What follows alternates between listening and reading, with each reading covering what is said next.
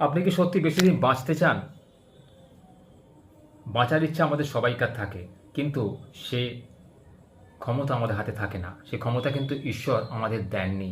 আমরা কেউই কিন্তু জানতে পারি না কখন আমরা জন্মাবো এবং কখন আমরা পৃথিবী ছেড়ে চলে যাব। কিন্তু মধ্যিখানে যে সময়টা থাকে আমাদের হাতে, মধ্যিখানে যে বিস্তর সময়ের ব্যবধান থাকে, এটা কর্ম বলে আমরা প্রত্যেকে চিনি। সেই কর্মটা করার মাধ্যমে কিন্তু আমরা বুঝতে পারি যে আমরা কতদিন বাঁচতে পারি। প্রথমে হচ্ছে আপনাকে প্রত্যাশা ছেড়ে দিতে হবে।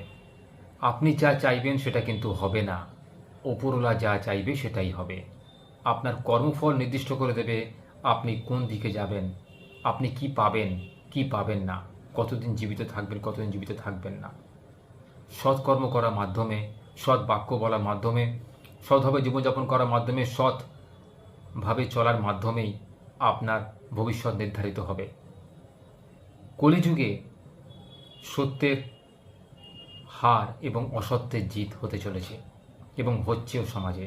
লক্ষ্য করে দেখবেন, যারা সমাজে পাপকর্ম করে চলেছে তারা কিন্তু নির্বিচারে বেঁচে রয়েছে, আর যারা অন্যায় কাজ করেনি, সারা জীবন সৎপথে থেকেছে, তারা বর্তমানে অভুক্ত রয়েছে।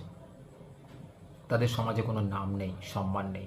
উপরন্তু যারা সমাজে চুরি করছে, ডাকাতি করছে, লোকের জীবন হানি করছে, সম্পত্তি হানি করছে, তাদের সমাজে কত সম্মান, মান, লোকে তাকে জানছে, বুঝছে, মাথার মনি করে রাখছে। তাই আজ থেকে সিদ্ধান্ত নিন আপনি কিভাবে চলবেন। আপনি কি দীর্ঘ জীবন বাঁচতে চান? তাহলে আজ থেকেই প্রত্যাশা করা ছেড়ে দিন। ভগবান আপনাকে যা দিয়েছে তাই নিয়ে সন্তুষ্ট থাকুন এবং মনে কোনো চিন্তা রাখবেন না। মানুষের জীবনটাই কিন্তু অনিত্য। আমরা আজ আছি, কাল নেই।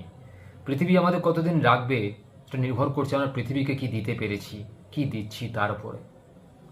যদি পৃথিবী থেকে আমরা সবসময় চাহিদাই বাড়িয়ে যাই, আমাকে অক্সিজেন দাও, আমাকে ছায়া দাও, আমাকে কাঠ দাও, আমাকে অমুক দাও, আমাকে এই দাও, তাহলে পৃথিবী একদিন আমার প্রতি বিরুদ্ধাচরণ করবে। আমরা প্রকৃতিকে খুব ধ্বংস করে চলেছি, প্রকৃতি মায়ের যত্ন নিচ্ছি না। এটা করলে কিন্তু আগামী দিনে প্রকৃতি আমাদের বিরুদ্ধাচরণ করবে। আমরা কখনোই প্রকৃতির সাথে পেরে উঠতে পারবো না। প্রাকৃতিক দুর্যোগ আমরা অনেকবার দেখেছি, আমরা কিন্তু হার মানতে বাধ্য হয়েছি।